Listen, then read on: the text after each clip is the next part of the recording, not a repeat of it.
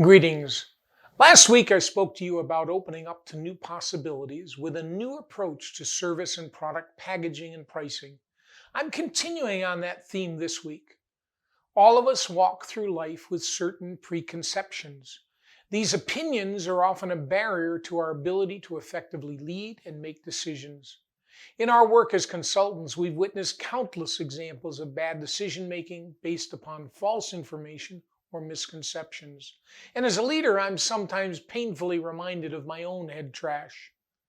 Consider what you may have experienced in the past: misconceptions about team members, apprehension about pricing decisions, misperceptions about the impact of organizational change, misunderstanding about products or services, yours or your competition, mistaken beliefs about the effectiveness of procedures or methodologies, falsehoods about the economic impact of actions, delusions about the root cause of almost anything.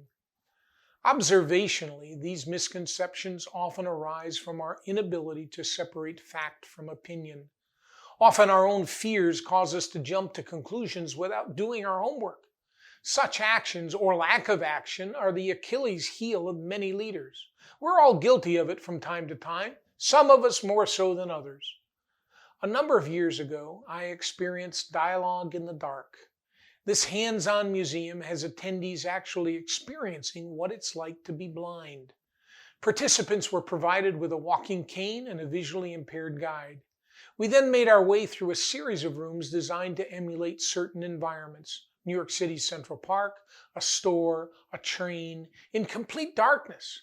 We heard the sounds, we experienced the smells, we touched railings, mailboxes, grocery items, and the like.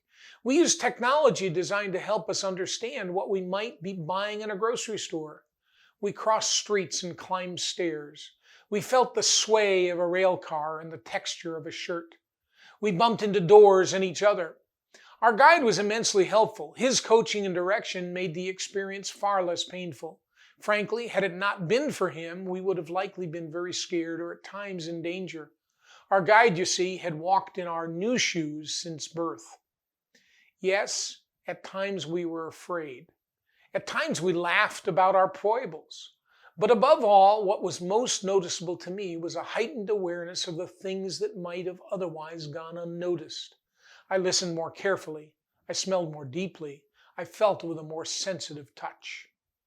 As I reflected on this insightful experience, I concluded a life's lesson.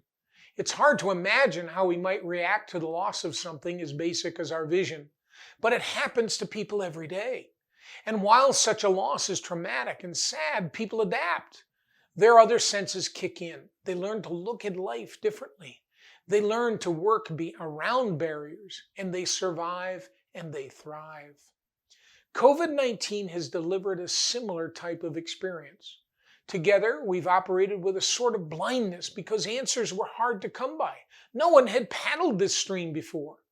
As a result of this tragic pandemic, we've learned to work around its barriers. We increased our senses, and some of us intensified our creativity. How can we apply these learnings to our going forward lives? Can we actually orchestrate the loss of misconceptions? What might happen if we ignored a negative opinion about someone? What might we conclude if we did more research into an opportunity that had previously been discounted? What possibilities might open up if we set aside our current approach and used a different sense? What might occur if we figuratively use our left hand instead of our usual right? What might we learn if we figuratively close our eyes? COVID-19 has delivered an opportunity for us to rethink many aspects of our respective businesses and perhaps even our lives. At Cleinman Performance Partners, we've certainly looked at things a bit different. As a result, you'll soon be hearing about a variety of actions we're taking to increase your going forward opportunities. Whether a webinar series, moving staff wisdom sharing programs to digital format, redesigning certain services, or developing new ways to transition practices, we've been a busy group. There's much to share, so stay tuned for details. In conclusion, as I did last week about your packaging and pricing, I ask that the next time you find yourself jumping to conclusions or unsure of your path forward, consider a different approach. Perhaps it's time to look at things with a different perspective. Perhaps it's time to utilize a guide.